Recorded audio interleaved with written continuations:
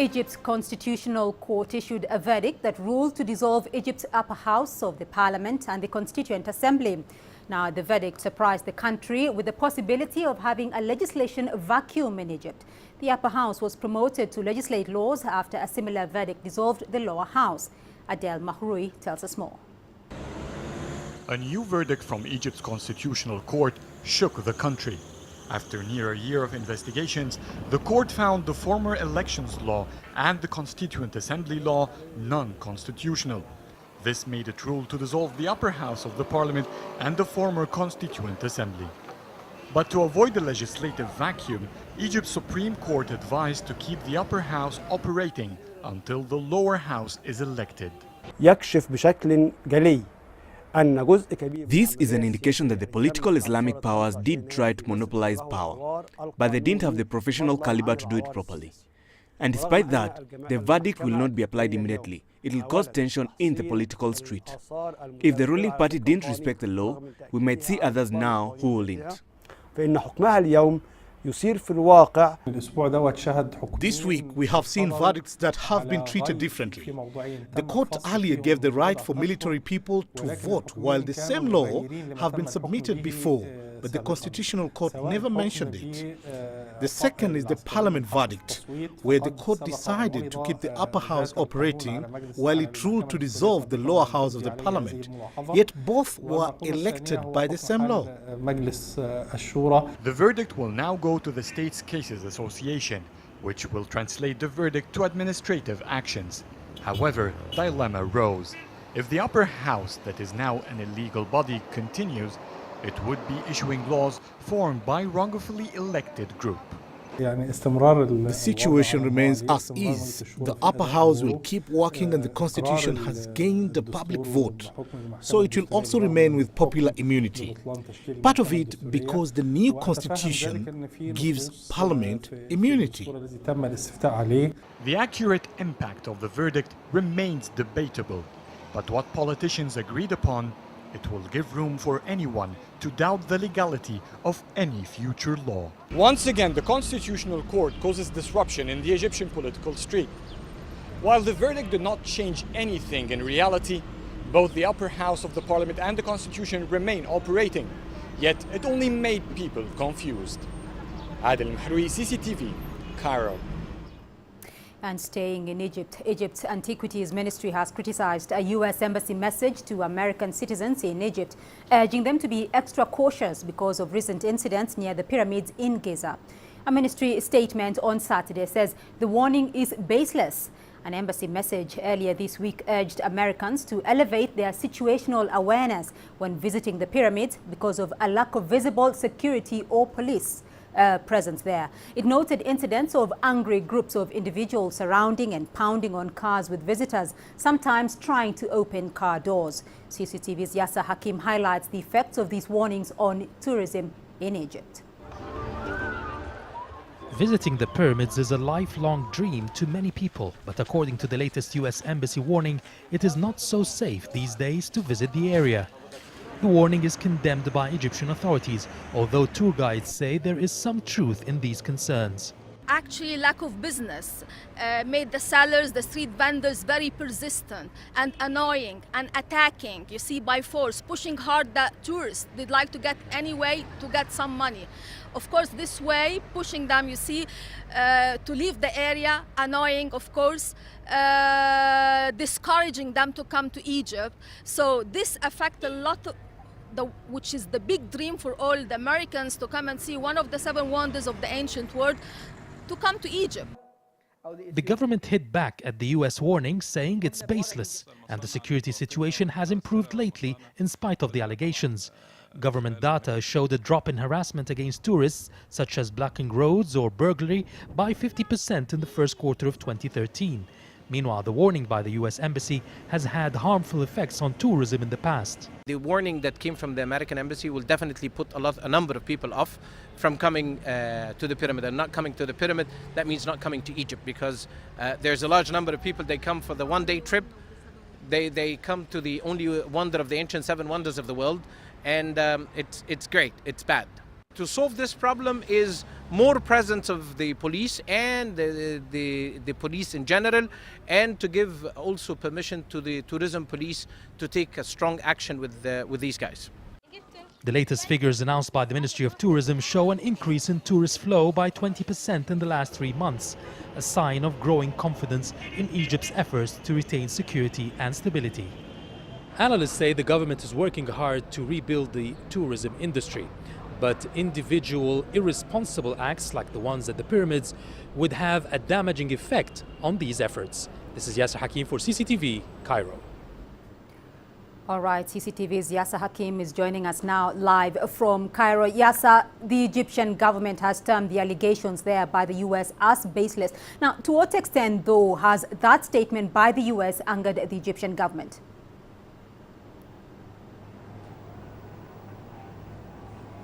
Well, the Egyptian government is angry, actually. It says that there might be some small concerns, but not to the extent that you'd issue such a warning that would really magnify the situation. The government says there is not one official complaint that came to police in the area from any tourists or any official. So they're saying it's too much at the wrong time.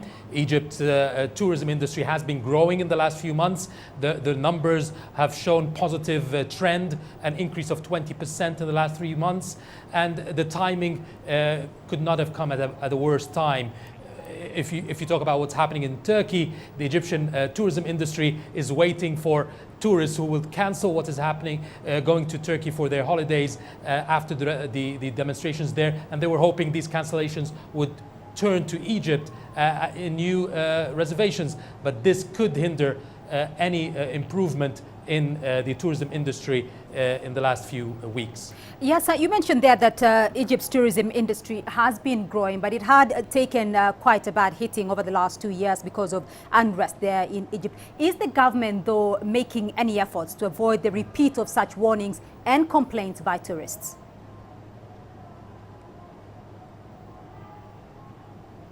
Well, if you go to the Pyramids Plateau right now, after this warning, you would find it's full of police forces. The tourism police has increased in numbers. There are checkpoints now there. They are having some kind of feedback to what's happening. They are doing some work. In other areas of Egypt, they're now putting police around the tourist areas more than before, checkpoints more than before on the roads. Even if there's a convoy of tourists in buses, they would be accompanied by police cars or motorcycles around in front of it and behind. They're trying to show that there is some improvement in the security situation. It could take time, but at least there are movements now from the government to try to improve the situation for tourism. All right, Yasser Hakim, we'll leave it there for the moment. Joining us live from Cairo. Now, while South Africa continues to make headlines for its peacekeeping efforts on the African continent, an ordinary South African community has called on their government to bring the military into their area to help fight crime. The president of South Africa, Jacob Zuma, would not commit to bringing in the army, but he did promise that his government would do everything possible to improve the crime situation in the township of El Dorado Park near Johannesburg. The last time South African government ministers came into El Dorado Park, former President Nelson Mandela was still in power. This time President Zuma was flanked by some of his top cabinet ministers. President Zuma came here to this crime-ridden community southwest of Johannesburg after women in the community wrote to him, pleading with him and his government to help them fight the scourge of drugs, which they say is destroying the lives of their children. The situation is very bad, very bad. The drug laws takes over everything. And from a mom's perspective, I'm actually scared for my kids to grow up in El Dorado Park, although this is where I grew up. One of the mothers who had written to President Zuma said she had addressed a letter to him as a father, as well as the father of the South African nation. She told him how desperate she was for help with a drug addict son. Dad, you can be the symbol for our community, sir. You can restore hope and give us support that we so desperately require to our addicted and runaway kids. We are relying on you to ensure that law enforcement officers and special courts do not dare face the other way every time they have to act against these drug lords and murderous thugs. The president said he had been shocked to learn of the pain and suffering that drugs had brought to this community. We must make a beginning here of a decisive move so that we can clean our country of this problem. We will not be a government if we don't take action here. Sir, I thank you for coming out today. Dad, this is a painful outcry, a mother's outcry. To my children, I say thank you. To my boy, Kaylin, I did not mean to bring you down today, my child. I am using you today to bring hope to so many other children. We have heard you. We are going to respond to your calls. We are going to act. I'm going to make it a point that I drive this program myself. President Zuma promised to get back to these people with a special government program to address the drug problem in their community and across the country. And people here have promised to hold him to his word. Renat Al-Kham, CCTV, Johannesburg. And we still have more news, views and analysis for you here on Africa Live, including storm over the lake, the border dispute between Tanzania and Malawi. And a conference on African development comes to a close in the Japanese city of Yokohama with pledges to promote the continent's economic growth. Breaking news. Global trends. CCTV News brings you stories with the different aspects of Africa in the international content. With our reporters across Africa and all over the world, we'll tell you about the real Africa and how it impacts the world. Africa Live, every day, only on CCTV News.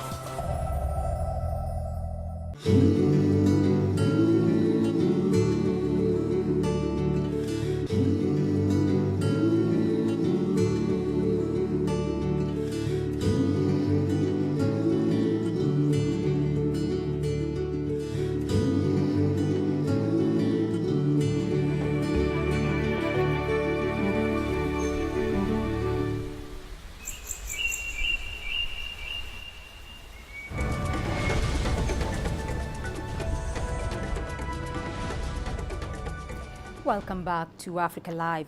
An international conference for African development in Japan closed today. Japan has hosted this conference for 20 years. The conference is reviewing Africa's cooperation with Japan in the last 2 decades. Terence Terashima has more. Three-day international conference on African development, attended by over 40 heads of states, closed Monday with the Yokohama Declaration. The declaration affirmed strengthening the economic basis of development through infrastructure, human resources development, and promoting broad-based and private sector-led growth. The declaration reaffirmed strengthening the economic basis of development through infrastructure, human resources development, and promoting broad-based and private sector-led growth. Japan announced 3.2 trillion yen, around $32 billion, 5-year aid package to support infrastructure development and economic growth in Africa. Our long years of support and of business with the African nations were recognized, and we would like to further support and continue to grow together with Africa. We hope to develop a win-win situation in our relationship. Experts say competition for investments in Africa started to grow, and Japan is trying to maintain strong ties. Japan has made quite a large sum of pledges aimed towards the public-private partnership. 3.2 trillion yen is a considerable sum. I think Japan is conscious of other aid and investments to Africa. Although there are a number of obstacles, the conference identified the expectation of robust growth in Africa. Tokyo is hoping to strengthen its ties as an economic and investment partner. It is also important that we put in place mechanisms to see to it that the recommendations made by the declaration and also the action plan be fully implemented to the satisfaction of both sides. Like Japan, many countries are seeking broad market potentials and natural resources in Africa. Challenges are getting over a number of political, security and economic hurdles. Terence Hiroshima, CCTV, Tokyo.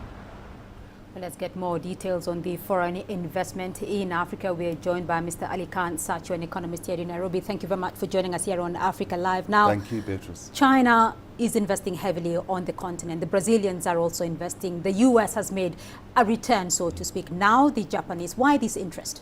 So I think Africa's in a sweet spot. We've gone from a famine of foreign investment to a feast. And I think it's really a remarkable situation that we find ourselves in. I think it makes complete economic sense. Africa has embarked on this very fast-paced convergence with the rest of the world. It's about building the roads, building the railways. This is not rocket science. It's the plumbing of a continent. And I think that's what's attracting people in. The latest conference to which you refer, which is the 5th Tokyo Investment Conference for Africa, it seems to me a lot more serious. There's much more money that's being put to work here. It has a bit of breadth and a bit of depth. And I think there are many reasons behind it. Prime Minister Shinzo Abe, I think, would like to poke one in the eye of China. You have this island situation going on. China's made this remarkable advance on the African continent. And I can see for Shinzo Abe, it makes sense to tell the Chinese, look here, we're here as well. So it's very interesting to watch. On a risk-adjusted point of view, we live in a world where they're printing money with Abenomics, with the Fed. China, of course, is finding a lot of the currencies holding being devalued. And therefore, Africa becomes very attractive in this world of close to zero interest rates and practically free money. China is finding value on the African continent from its investments there. But how is Africa, though, receiving all this interest, so to call it, from the foreign investors? So this is a very interesting question. I mean, Africa is not a single homogeneous unit. There are many different countries, and we don't speak with a single voice. And therefore, I think some countries are much smarter at the way they're dealing with this deluge of foreign investment, this crowding in of money, which we're finding, right across the continent, especially in the sub-Saharan middle. I think the South Africa's fallen out of favor a little bit, as has Egypt. It's not difficult to see why. But I think ultimately what I would say is this is Africa's moment. I think this deluge of money we're seeing, Japan being the latest, will turn into a tsunami. And the question is, how are we going to organize ourselves to uplift our continent in the shortest space possible in this really unique opportunity? How can Africa, though, use this interest in their favor? Yeah, I think, what we've got to do is we've got to look at, I think President Zuma calls it beneficiation. And we've got to be capitalists, but at the same time try to uplift as many of our people as possible. And if you look at it from that point of view, the total benefit, I think there's an opportunity to do it now. Just look at the crude oil calculations. $60 billion is coming into the continent per year from now on, just on our crude sales. That's a huge amount of money. All right, Mr. Ali Khan Sachi, we'll leave it there for the moment, but thank you very much for joining us here on Africa Live. Now, Botswana's health sector has undergone several reforms, and most notably is the improvement of service delivery, thanks to a team of Chinese doctors and nurses who have been deployed to one of the only 2 referral hospitals in the country. The doctors, qualified in different fields, work closely with the local staff, and their expertise has had a huge impact on the quality of healthcare in Botswana.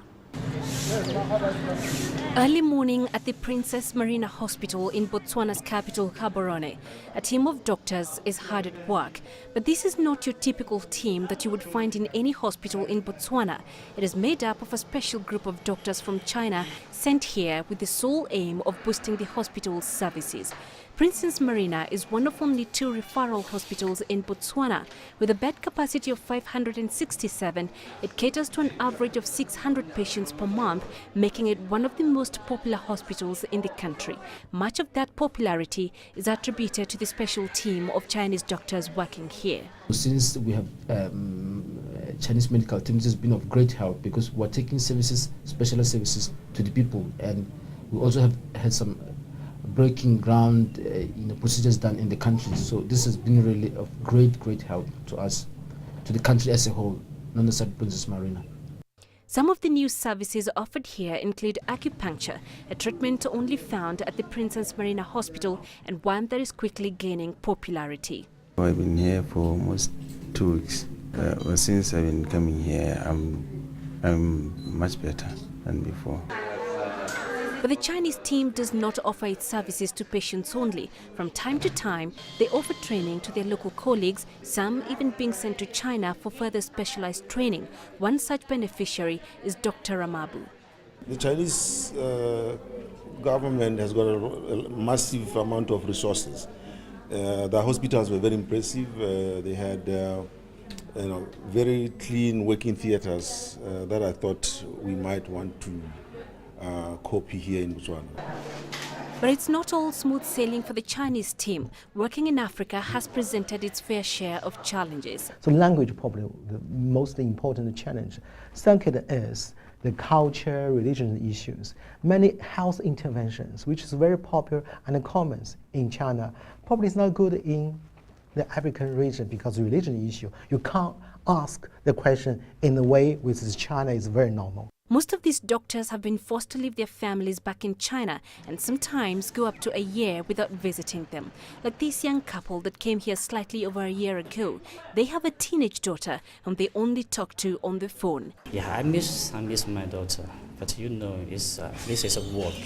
It's as a volunteer, we have to stay here for something that is not for my daughter. So she have to stay my homeland with my father-in-law as my father, like this, yeah.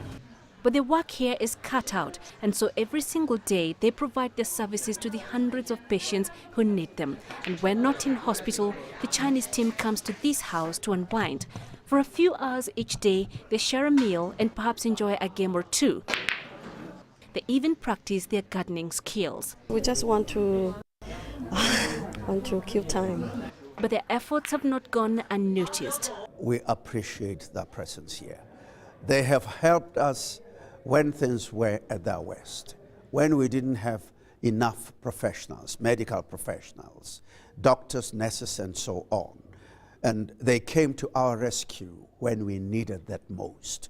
Building Africa's capacity and increasing its medical personnel was one of the key issues discussed during this year's International Roundtable on China-Africa Health Cooperation. And Princess Marina Hospital has provided a perfect example of the benefits that Africa stands to gain from this cooperation. Penina Karibe, CCTV in Gaborone, Botswana. And we'll take another short break here on Africa Live, but still ahead on the program. Storm over the lake, the border dispute between Tanzania and Malawi. We will not be a government if we don't take action.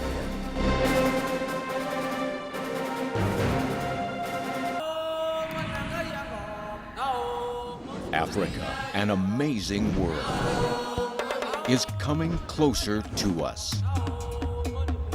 A new voice. We have made an excellent beginning. A new view.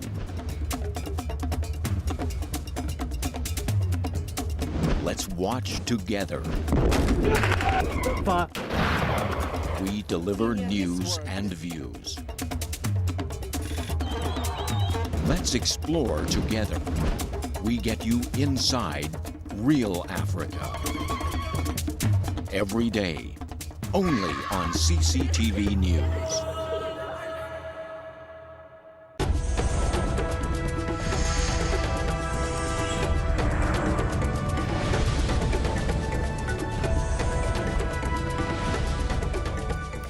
Malawi has opposed plans by its neighbor Tanzania to deploy 2 ships on Lake Malawi, which it says threaten mediation efforts to resolve a long-standing border dispute.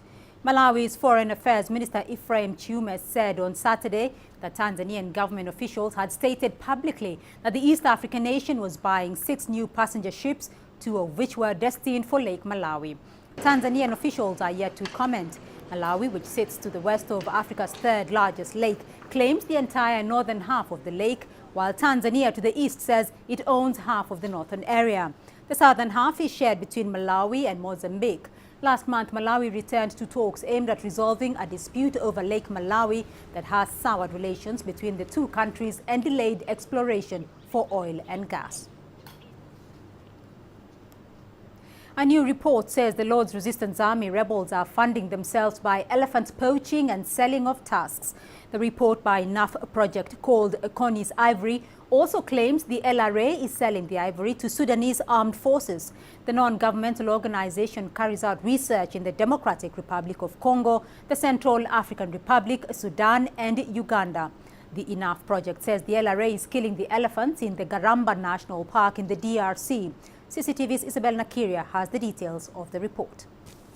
Fugitive warlord Joseph Kony personally orders ivory from his hideout in Kafia-Kingi, according to the report, which was compiled over 3 months. Personally, I have spoken with 2 people that have hand-delivered ivory to Kony's residence in southern Darfur, and also personally selling some of the ivory to officers from the Sudanese armed forces for food, medicine and arms. So that's very credible evidence to me.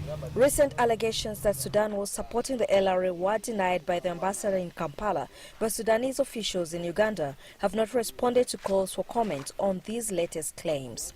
Researchers claim they have visited remnants of an abandoned LRA camp in Garamba that showed the rebels had smoked elephant meat after hooking out the ivory.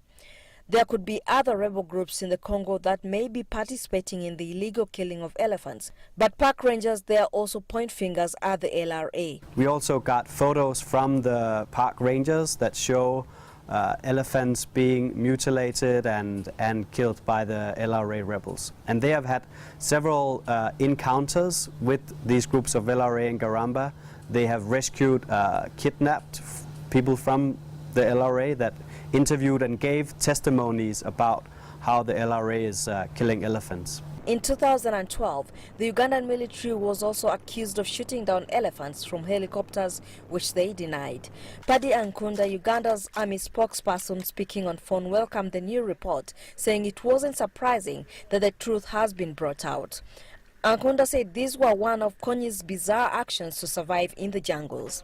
The report links the LRA's activities in Garamba to the growing regional and global ivory trade, which is threatening the survival of African elephants. The United Nations estimates that elephant populations in DRC and Central African Republic have already fallen drastically. Enough Project says its latest allegations about Joseph Kony show his armed group is desperately struggling to survive after pressure from the Ugandan military and US forces. The report recommends that governments in the region should focus on arming rangers with more sophisticated equipment to enable tracking and to combat the threat of poaching. Isabel Nakiria, CCTV, Kampala. And now to Ghana, where it seems the sky is the limit for university students involved in a nascent space program, which they hope will eventually lead to the launch of satellites. For the first time in Ghana, students carried out a test run of a much smaller model satellite, sending it nearly 200 meters up into the air. Organizers think the technology could help tackle health problems and natural disasters. Clementine Logan has more. It may be a small start, but these students at Ghana's All Nations University College are aiming high. They're launching a tiny model of a satellite the size of a drinks can, known as a deployable CanSat. The device is tested by sending it up into the air on a yellow weather balloon, and as it floats back to the ground, the device records temperature and air pressure readings. While the model won't be going anywhere near space, as it only reaches a height of 165 meters, it is the first time Ghana has sent a deployable CanSat into the air, and is something its creators say could benefit the country. As Ghanaians, we have not really delved into to read the full benefits of satellite technology. So we actually, as a lab and as a university, thought to go into it to actually help the society in other aspects to be able to really reap the benefit of satellite technology. The trial has been a long time coming. 6 students spent 3 months preparing the model's satellite, kitted out with sensors, cameras and GPS technology. Today there's a sense of anticipation in Ghana about the future use of satellites to collect life-saving data. Without data, society cannot move. You know, we have floods and so forth. So if you take disaster risk reduction, the satellite will collect data about flooding and so on, and then give us yearly warning system, which will help us in order to minimize the disaster risk. And this is very important. It's also hoped that satellite use could branch out to help tackle health issues in the country. Where the mosquitoes are hiding and so forth, we can get them and then break the pathway of the disease transmission, helping in the disease profile. So the satellite data processing and data collection, they are all conjoined. However, the university is lacking in the type of sophisticated equipment it needs to kit out the laboratory. If it can overcome this challenge, then experts say the sky's the limit for Ghana, which could begin developing its very own operational satellites in just 5 years' time. Clementine Logan, CCTV.